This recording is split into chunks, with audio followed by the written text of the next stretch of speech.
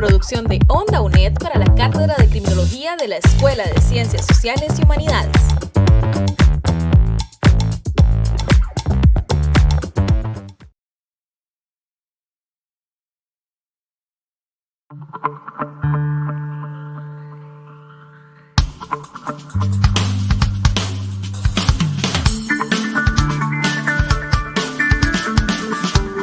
Onda UNED.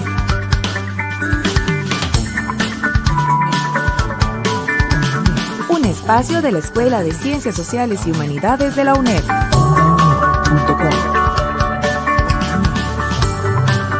Hasta donde estés. Onda UNED. Acortando distancias.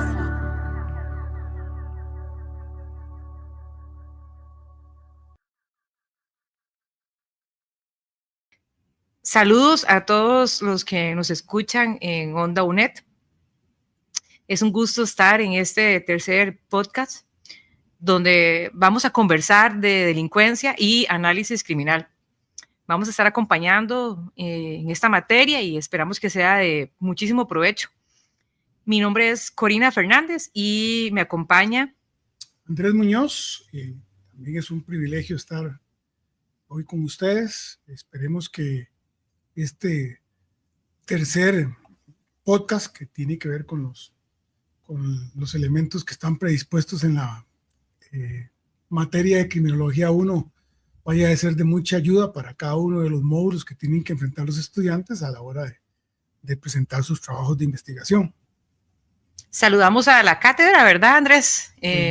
Y agradecemos esta oportunidad de poder compartir con ustedes y esperamos que sea de mucho provecho para las diferentes materias y que quede más claro lo que están estudiando y que sea de bastante guía. Bueno, vamos a estar hablando de tipos de delincuentes, ¿verdad, Andrés? Y los factores que influyen en la conducta antisocial.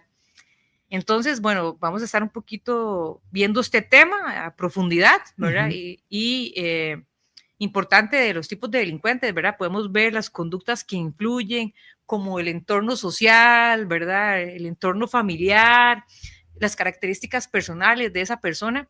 Todo eso influye para que esa persona sea, ¿verdad?, un delincuente. Podemos ir viendo todas esas características, pero no vamos a hablar solo de un delincuente como de una persona, sino que estaremos revisando bien el tema a fondo.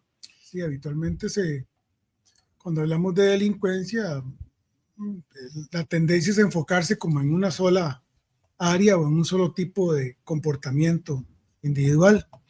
De hecho, nuestras primeras clasificaciones delincuenciales surgen allá con la escuela positivista y Lombroso y Garófalo, que pronto con el famoso sistema antropométrico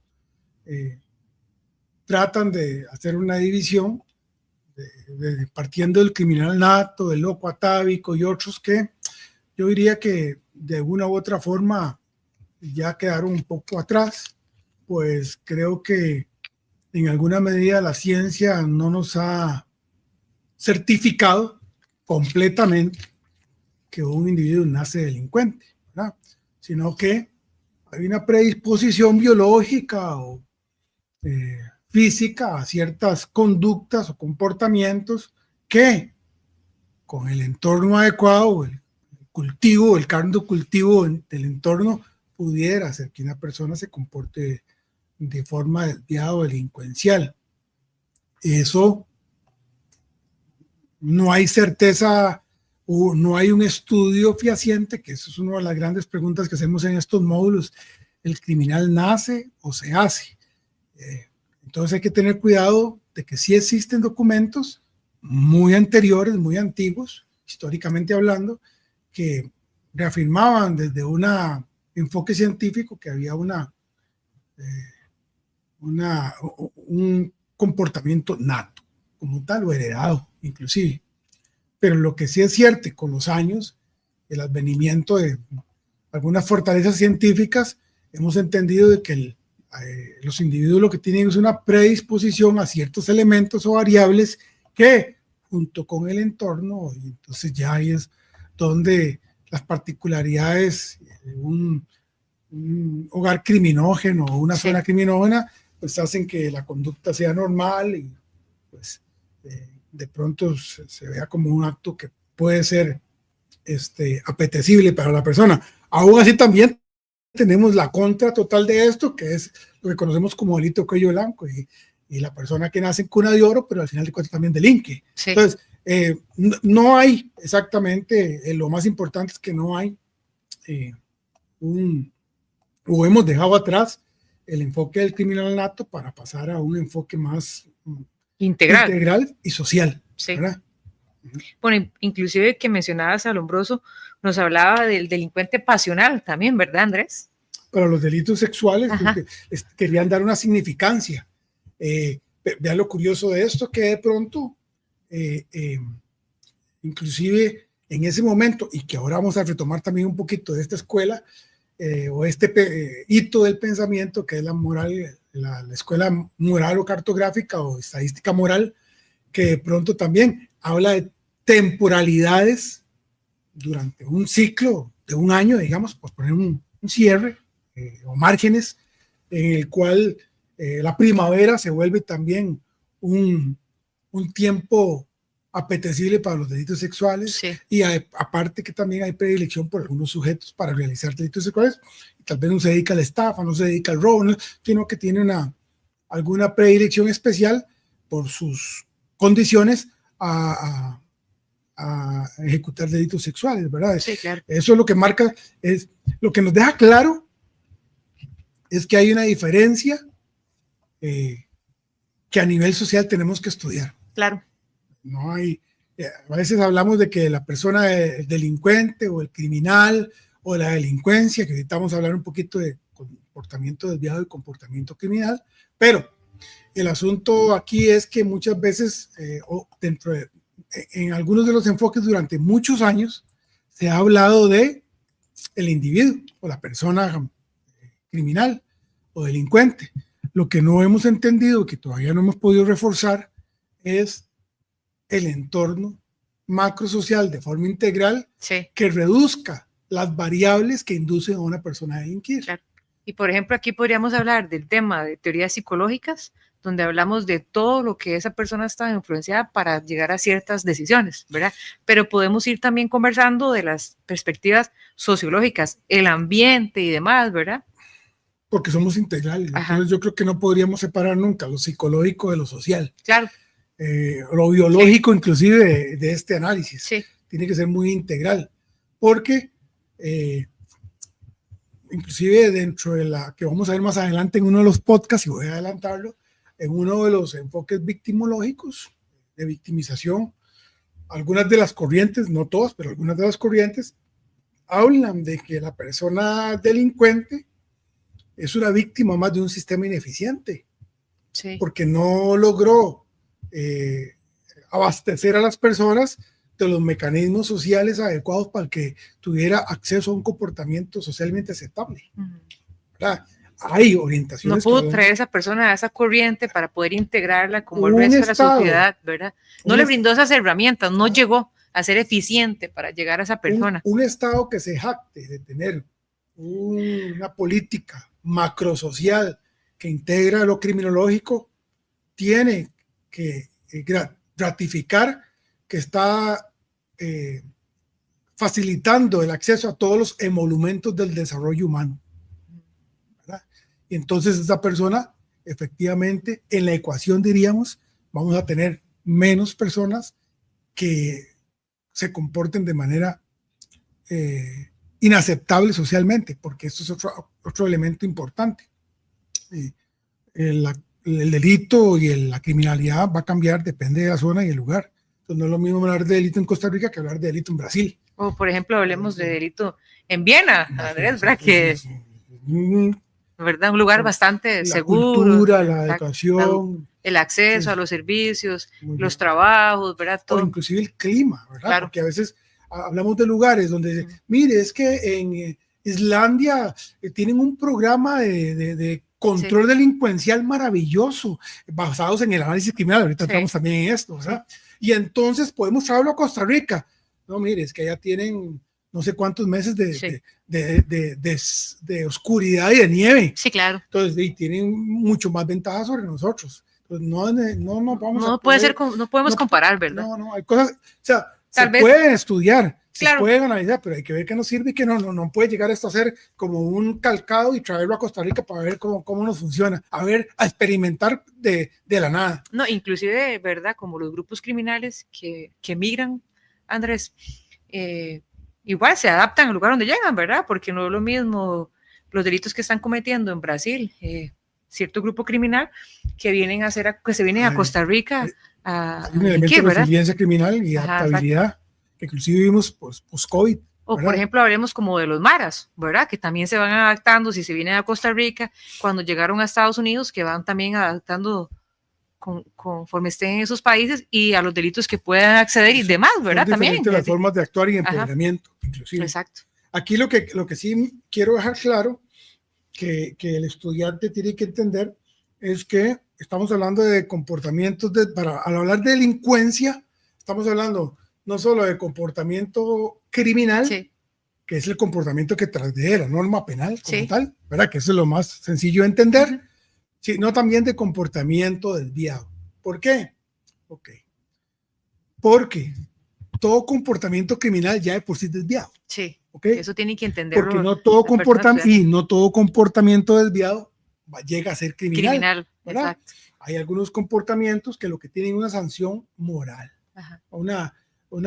Moral, está bien. Un elemento básico en sociedad, así que no es aceptable, no lo vemos Yo bien. les pongo el ejemplo en clase, cuando damos tutoría, cuando damos clase, le digo que el señor se le ocurrió pintarse el pelo de rojo y toda la gente lo va a ver muy raro, pero eso no tiene más que una sanción moral y no tiene ningún problema. De hecho, dentro de algunas de nuestras escuelas posteriores al positivismo, se habla de que el criminólogo debe centrarse en lo desviado o en los comportamientos desviados que sean de interés criminológico, no en si fulanito le gusta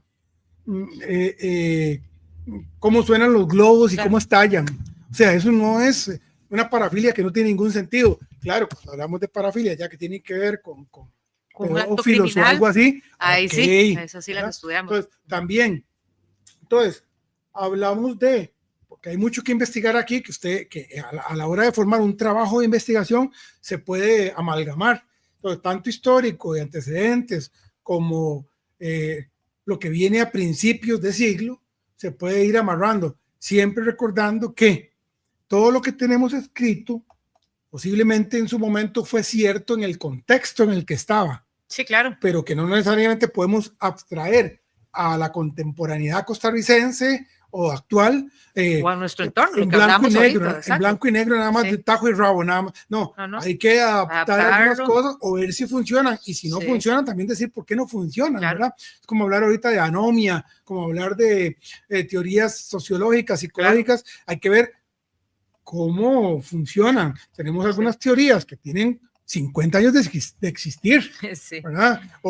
O enfoques de investigación como las ventanas rotas o Chicago, elementos que tenemos ambientalistas que tenemos que adaptar a nuestras circunstancias. Eso es algo importante porque ahí nos lleva al análisis criminal. Igual vos lo conversabas en el podcast número 2, cuando le indicabas a las personas estudiantes que todo lo que se estaba viendo en ese momento, igual ellos lo adaptaran a las circunstancias actuales del país, de lo que se vive en el mundo, pero además también que les diera esa idea de poder crear nuevas cosas y decir, esta teoría me sirve, bueno, o no, esto no. Estoy de acuerdo con que los tipos de delincuentes nace.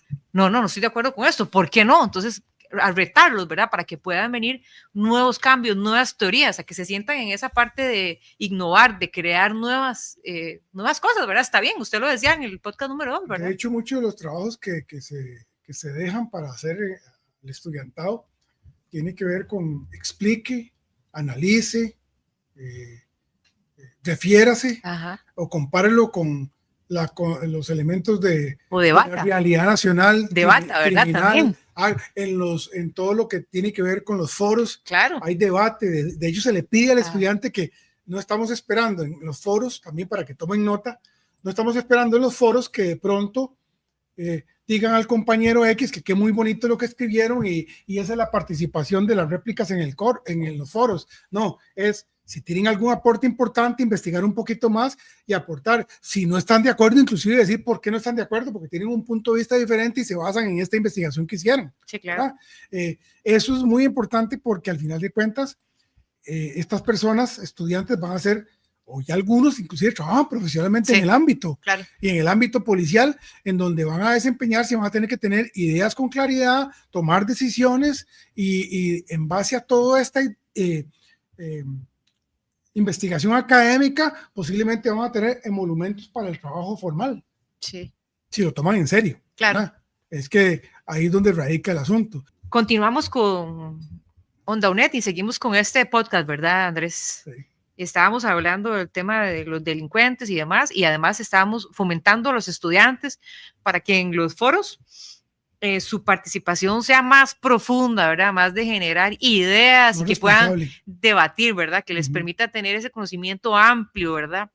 Y adquirir esa experiencia que pueden adquirir estudiando y que cuando ya estén en sus ámbitos profesionales puedan debatir de una manera profunda, ¿verdad? Contundente y con ese conocimiento, ¿verdad? Entonces los instamos a que no solo en los foros contesten, sí, no estoy de acuerdo, no, sino que sus respuestas sean amplias, que se tomen el tiempo, ¿verdad? Inclusive en cada una de las participaciones se pide que dejen una pregunta.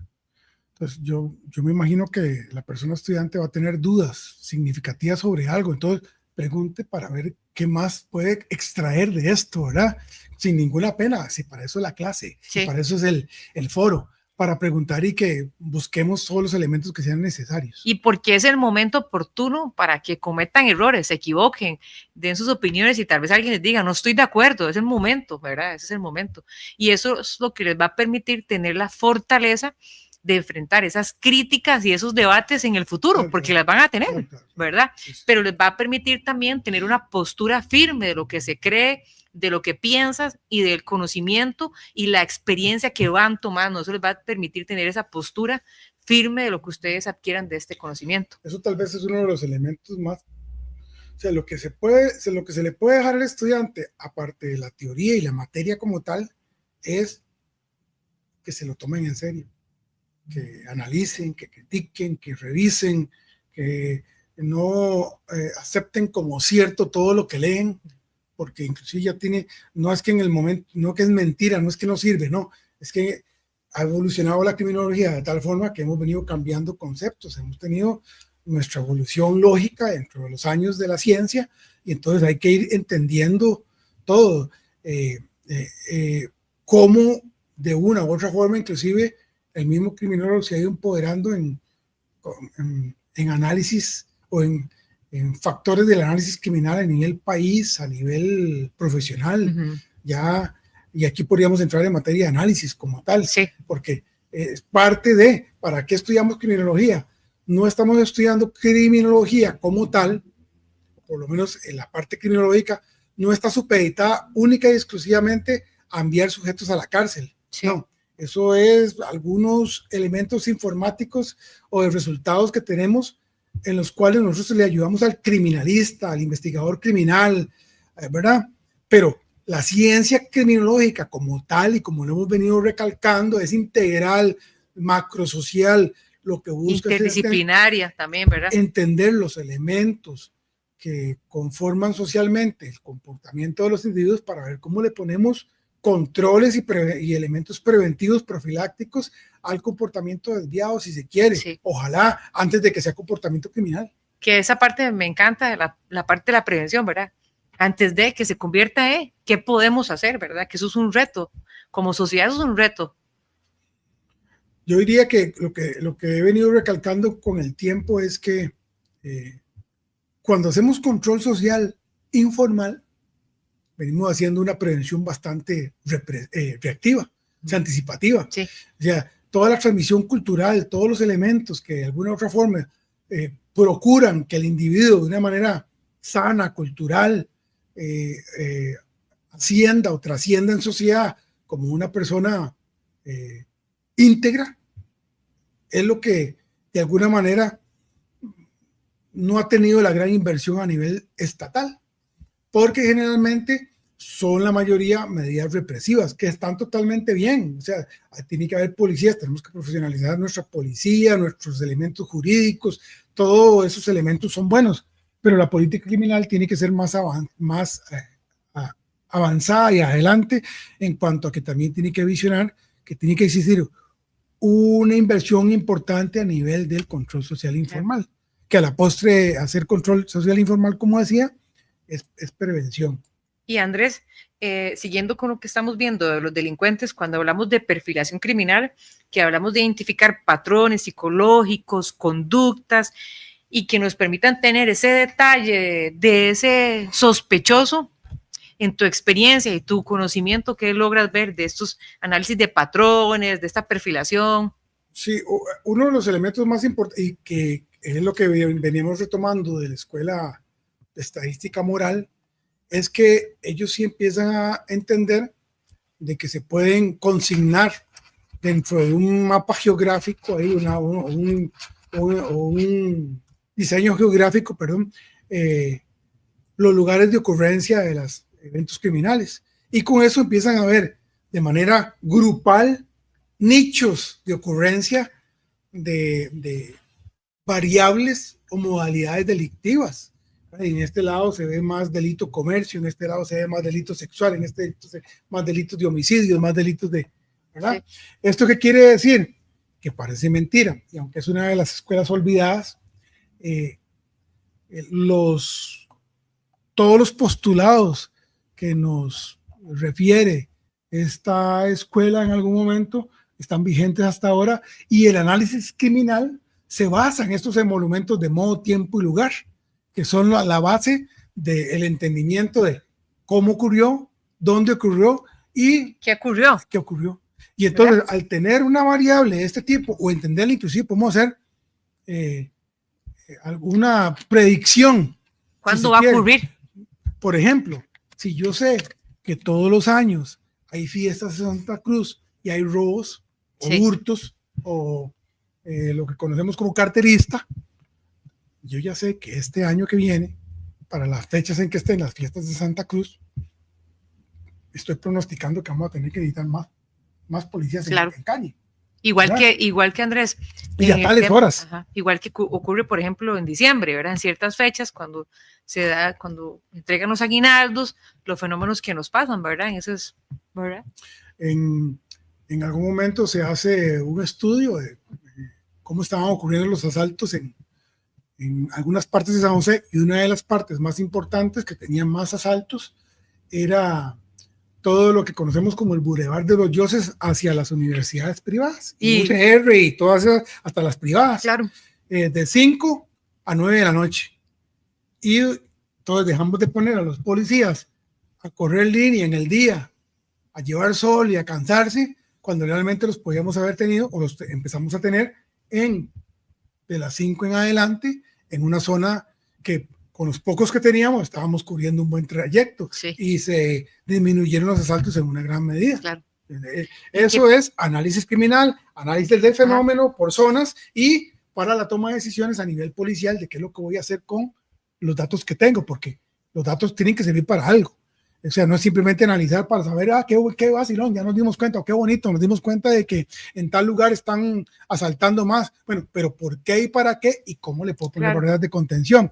En este caso, son elementos preventivos un poco más represivos, porque son más de postdelito. Claro. Pero bueno. Pero nos permite optimizar el recurso policial, dirigir los esfuerzos como policías, OIJ, Fuerza Pública, Policía Municipal, trabajar en equipo, trabajar en roles de trabajo podemos hacer, ¿verdad? Como pasa, ¿verdad? Y nos permite ser mucho más efectivos como policías integrales, ¿verdad? De este país, nos permite ser más efectivos, llegar a esos puntos. Ya uno hace análisis de patrones, análisis de situaciones con anticipo, ¿verdad? Y pues educa a sus colaboradores, claro, de manera que empecemos a trabajar de una forma más maximizada, porque no tenemos ni el recurso humano ni el recurso económico para tener un oficial de policía en cada esquina. Eso, y ahí si lo tuviéramos estaríamos desgastándolos por puro capricho, ¿verdad? La idea es que aquí, basados en la ciencia, en la estadística y en los pronósticos que se pueden dar, tengamos un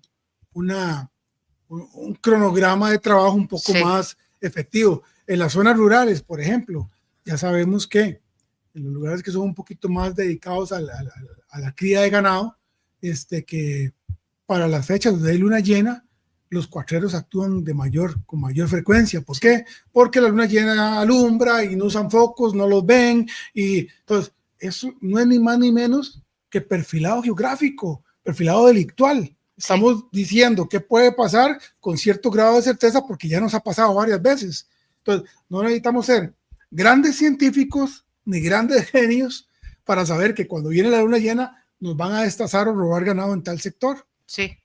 Otro punto o otro, me parece, caso, como ejemplo a las personas estudiantes que nos están escuchando, ¿verdad? Es lo que ocurre en los sectores como Atillo, Monumento del Agua, que se da quebronazo de ventanas, ¿verdad? Los llamados ventanazos, ¿verdad? Y que, exacto, y que sabemos que siempre ocurre a una hora, ¿verdad? Que es generalmente hora pico, lo que llamamos, ¿verdad? Donde hay mucha aglomeración de vehículos. Que no se transita con velocidad. Exacto, ¿verdad? Ellos actúan muy rápido, generalmente las personas llevan bolsos y, ¿verdad? Lo que hace que ¿verdad? Ahí tomamos una parte, dos cosas ahí muy importantes. No puedo dejarlo pasar. Hay una parte de la clasificación victimal que no vamos a ver totalmente, pero una parte que habla de que la víctima es participativa. Sí, porque consciente o inconscientemente, al dejar artículos a sabiendas de que ahí ocurre el delito, se expone. Ajá, se hace más vulnerable la víctima. Alguien diría, mire, pero yo, ¿por qué? Yo soy ciudadano, yo tengo derecho a que no me pase nada y todo. No. Bueno, pero hay cuestiones en las que no podemos tener un motorizado en cada esquina de las rotondas, de la circunvalación. Entonces, si usted no colabora, esto es integral, es comunal, es social. Todos los fenómenos a veces se dan porque hay una deflagración de la comunidad en cuanto a que algunas conductas se normalizan inclusive y otras cosas. Entonces, todos somos parte de la prevención. Y ahí es donde los trabajos investigativos de los muchachos estudiantes, las muchachas estudiantes o los trabajos policiales que pudiéramos tener ya algunas personas que están trabajando, que de pronto se basen en la realidad de lo que ocurre, ¿verdad? Porque de lo que estamos viviendo en el país, ¿verdad? Y lo que pasa, pues, porque el contexto va a ser siempre, para el análisis criminal y para todo lo que es preventivo y de control social, el contexto siempre va a ser uno de los elementos más importantes junto con los antecedentes, porque al entender antecedentes, yo me doy cuenta de qué fue lo que pasó y por qué llegamos a donde estamos. Y ahorita me doy cuenta con el contexto qué es lo que está pasando y por qué.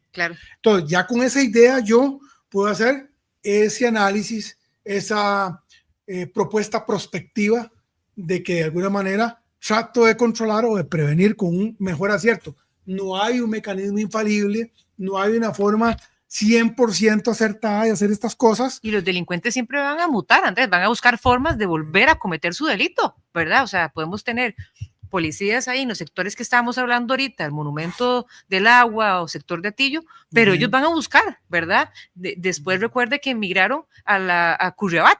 Entonces estaban por la galera realizando los quebronazos de ventana. Entonces, inclusive mutar de delito. Ajá, exacto. Y si ya no me sirve ahora voy a hurtar, voy a asaltar, ¿verdad? Exacto. Eso para ellos es muy práctico, muy fácil. Nosotros sí estamos más supeditados a mucha organización, mucho estudio, mucho análisis, porque somos los buenos somos más, pero los policías somos más poquitos. Exacto. Entonces hay que siempre ese recurso, siempre va a haber que maximizarlo en la mejor medida. Uno de los elementos más importantes para maximizar el recurso policial va a ser el análisis y la toma de decisiones fundamentada en variables que puedan ser susceptiblemente, de alguna manera, manejadas. Implementadas. Sí, o manejadas, porque si usted conoce muy bien cómo se ha venido presentando alguna modalidad delictiva, inclusive puede poner frentes de control de manera que a usted le llegue y el grupo criminal hacia donde usted quiere retener para empezar a revisar quiénes son,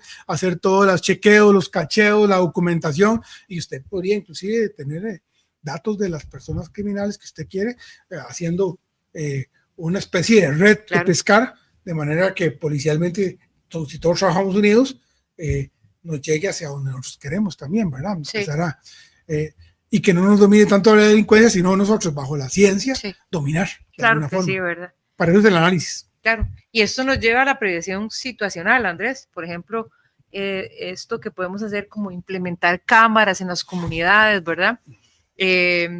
Actividades rutinarias, implementación de medidas como la iluminación pública en un lugar que está muy oscuro. Esto nos permite ir de la mano, como usted lo ha mencionado ahorita, con qué puede hacer. Bueno, se pueden hacer estas medidas, ¿verdad? Para intentar mitigar lo que está sucediendo, controlarlo y tener una respuesta en ese momento. Vamos a ver algo de eso más adelante en prevención del delito. Pero sí, digamos, hay una prevención situacional que implica esas barreras. Yo diría que antes de eso también debemos de garantizar de una u otra forma estas variables o controlar las variables que de una u otra forma facilitan que una persona se comporte de forma inadecuada. ¿Por qué?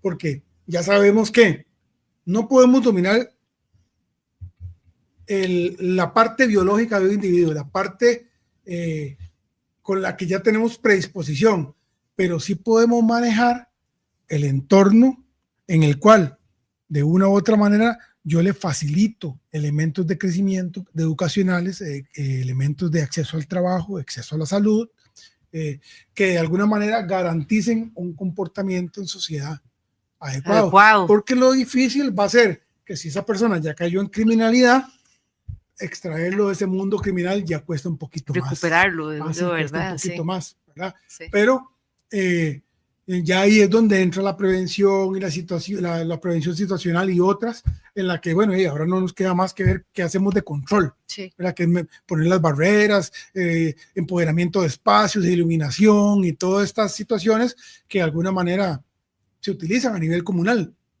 Pero qué maravilloso podría ser, y alguien me diría que soy medio romántico por eso, pero qué maravilloso podría ser que nosotros lográramos como criminólogos convencer al Estado de que en su política criminológica tenga previsto no perseguir criminales, sino más bien evitar que se conviertan en todo una inversión en desarrollo social. Sí.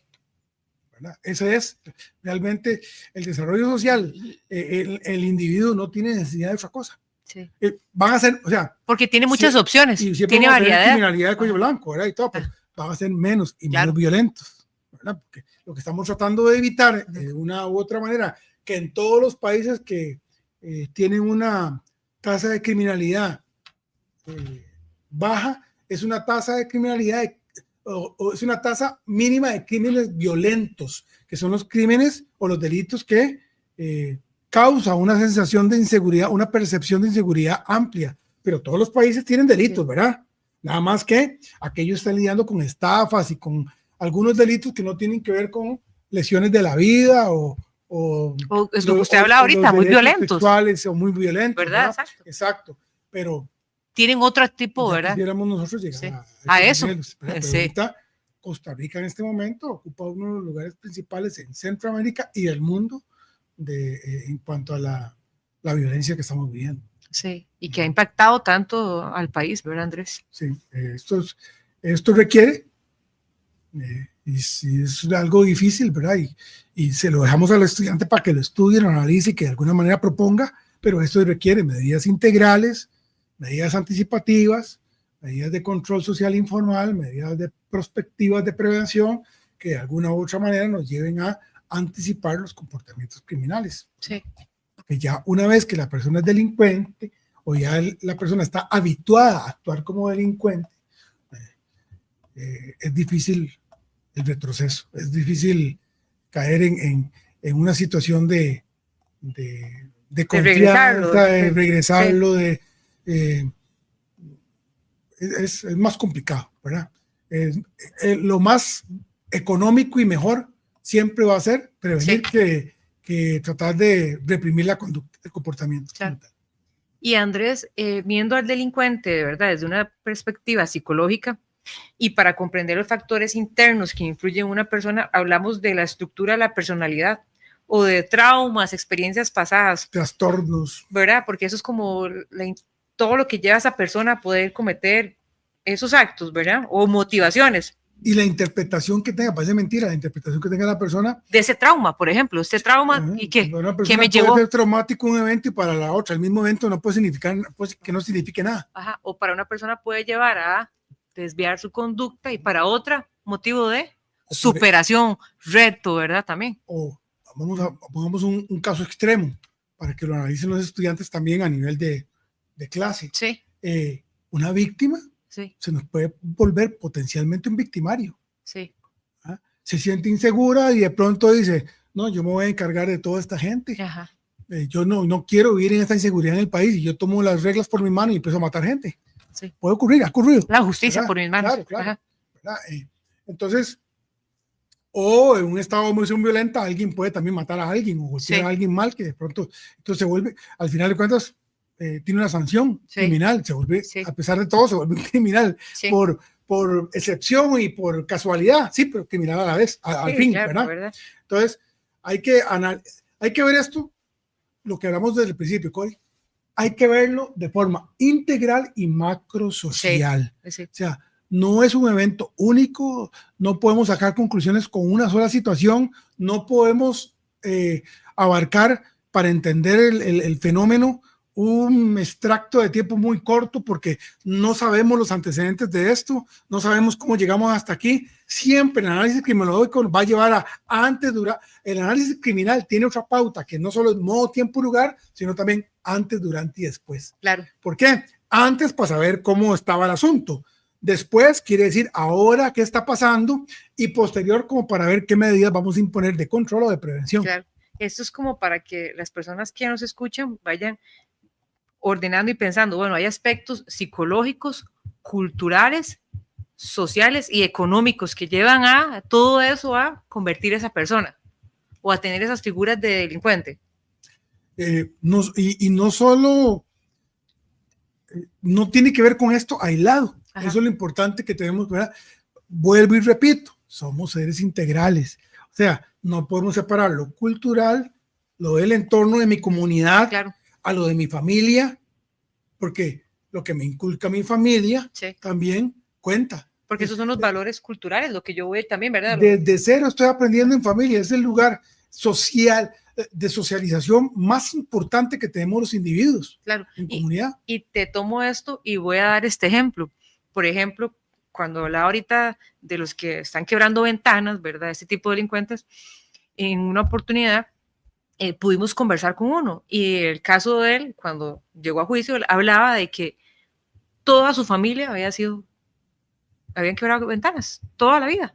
Y que cuando él empieza a crecer, se da cuenta que está en ese entorno, Andrés.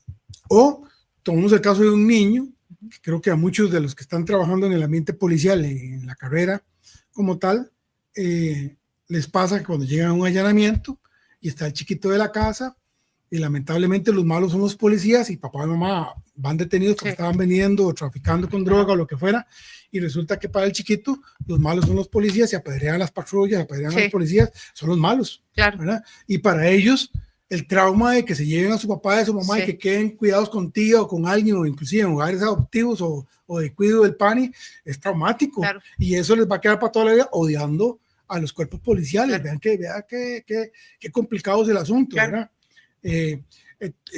Todo nuestro comportamiento, no hay forma de que nos escapemos de que todo nuestro comportamiento adulto tiene que ver con las decisiones que tomamos anteriormente en nuestra adolescencia o niñez o todos los acontecimientos que nos llevaron a algún tipo de comportamiento. O el ejemplo que vimos, ¿verdad, Andrés? Eso es lo que aprendimos, lo que nos enseñaron, ¿verdad?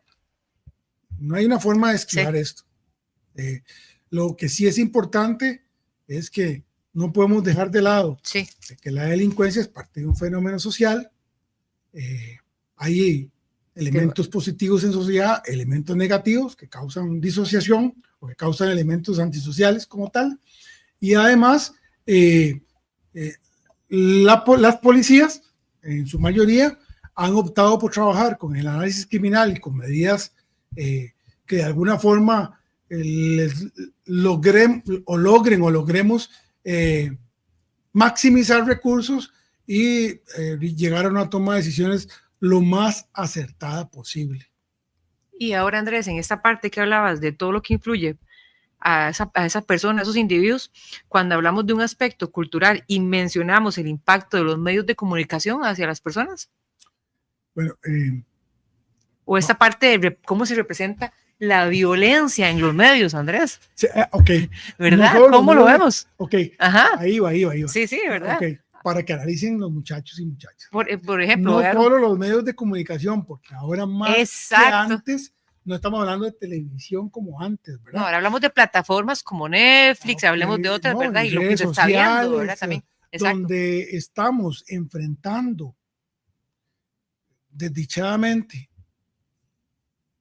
que la mayoría de la población le hace caso al que grita mejor en redes sociales y que de alguna u otra manera hace creer que está diciendo la verdad, independientemente de que sea mentira. Ajá. O sea, la gente ahora, si ve muchos,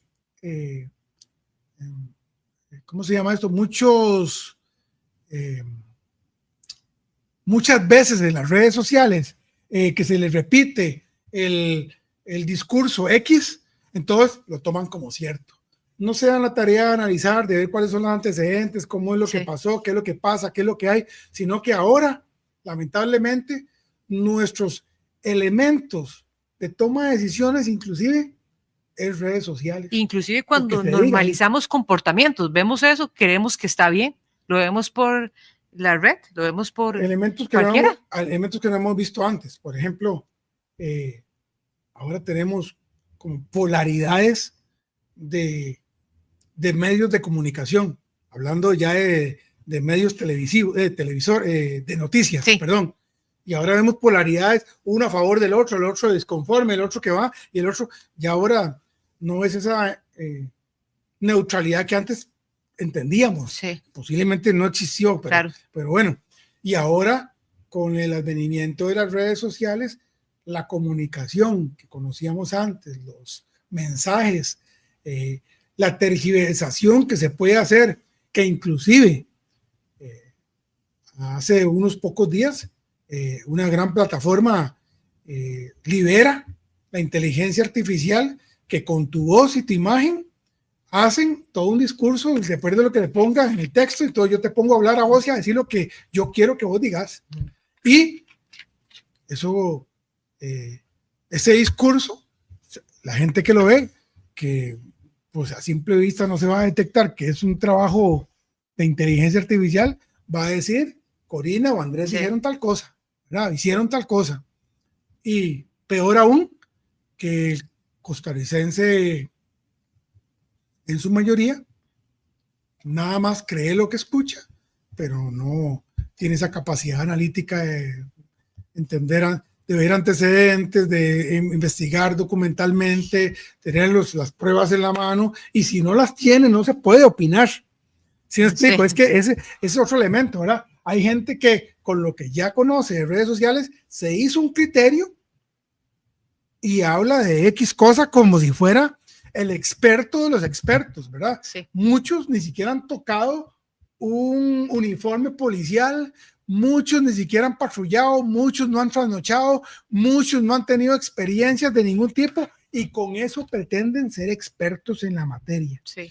Bueno, ahí también entra la experticia de nuestras personas estudiantes para recalcar a nivel de foros y, ¿por qué no?, escribir artículos, documentos, libros que de alguna manera y fehacientemente con la investigación documental adecuada pueda certificar ciertos argumentos, ¿verdad? Eso es otra cosa importante. El estudiante se concreta a las tareas de clase, pero no hacen más allá, ¿verdad? Eso es una situación que en el país ha hecho los linderos criminalísticos o de las ciencias criminológicas, perdón, lleguen a un margen que los demás no se establecen. E inclusive, culturalmente, se han posicionado otros profesionales en nuestros campos porque nosotros no logramos. Por esa falta de temor, tal vez. Porque no logramos salir de ese nicho, de ese charquito caliente, claro. Y no logramos, ¿verdad? No estudiamos a conciencia, no hablamos, no tenemos el conocimiento y lamentablemente en los últimos acontecimientos que hemos tenido, el que sabe recita la teoría, pero no sabe aplicarla. Entonces, qué problema, ¿verdad? Eso es otro, porque no tienen experiencia en el campo, no tienen, qué maravilloso sería que el estudiante que tiene experiencia empieza a transmitir con algunas escrituras, con algunos videos, con algunas plataformas, pueden hacer blog, pueden hacer videos, pueden hacer podcast, pueden hacer elementos que de alguna forma transmitan de manera a todo el conocimiento que ellos tienen también. Y poder tener este tipo de propuestas, ¿verdad? Que puedan representar algún cambio, ¿verdad? Y como mencionabas, de brincar de esos linderos, ¿verdad? Que muchas veces es la misma persona la que los está colocando, ¿eh? Porque puede innovar y hacer nuevas propuestas. Ahora, Andrés, un tema muy importante también es la parte económica, ¿verdad? Como el desempleo, la pobreza, esa falta de oportunidades acorralan a esa persona a llegar a la desigualdad. Se habla, me parece muy importante. Eso iba. Sí. Todo eso está enmarcado en uno de los escalones de la desigualdad, mayor o más bajo o más alto, o mayor o menor, o más a distancia o más. Se dice, se conoce por el índice de Gini, que mide diferencias en estratos sociales, que mayor separación entre las clases sociales, mayor violencia social. Sí. Más consistencia social, es posible que haya mejor empatía, mejor seguridad, mejor tranquilidad, paz social, que si tuviéramos una disparidad muy importante en esos estratos sociales. Entonces, la desigualdad evidentemente es la madre de todos estos elementos, claro, en los que hablamos de no solo económicos, como decís vos, ¿verdad? Sino culturales, educacionales, sociales, de salud, de deportivos, chiquillos que no pueden ni siquiera jugarse una mejenga. Y eso es salud mental, a pesar de todo. Sí, hay chiquillos que no tienen unos tenis y que los tienen prohibido. Claro. Hay chiquillos que van a la escuela y salen espantados porque tienen que trabajar. O hay unos que porque no tienen el dinero. O, por ejemplo, Andrés, los que solo llegan, tienen la oportunidad de llegar a la escuela, al colegio, para recibir la comida que reciben ese día. Solo ahí. Nada más. Es un plato de comida, ¿verdad? Nada más. Entonces, estamos viendo y volvemos, creo que sin querer redundamos, pero eso es lo bueno de esto, en que cada vez que analizamos un tema, X, Y, Z, vemos la integración. La necesidad de la integralidad y de la inversión social del Estado en todos estos elementos que son carencias y por eso se crea la desigualdad social. Claro. Bueno, agradecemos a todos los que nos escucharon en este podcast, ¿verdad? De delincuencia y análisis criminal. Y nos vemos en el siguiente para seguir conversando un poco más y que puedan ayudarse con la materia que están llevando en este momento. Sí, el próximo módulo, próximo podcast que está relacionado con el módulo siguiente va que sería el cuarto, ¿verdad? El cuarto va a tener elementos más de prevención del delito, inclusive prevención de la delincuencia, podríamos llamar, o prevención, porque implica un trabajo integral y la prevención no es tal y como la conocemos, y ahí vamos a hablar un poquito de esos elementos que nos faltan del conocimiento para saber muy bien cuando estamos hablando de prevención de qué estamos hablando. No estamos hablando de represión, sino de anticipación. Está bien. Entonces, gracias por acompañarnos y nos vemos pronto. En pocos días tendremos el siguiente módulo. Chao.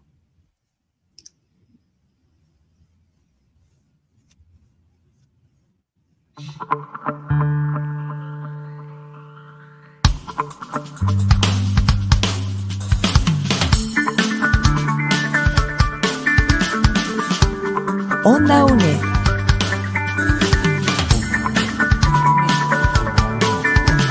Un espacio de la Escuela de Ciencias Sociales y Humanidades de la UNED.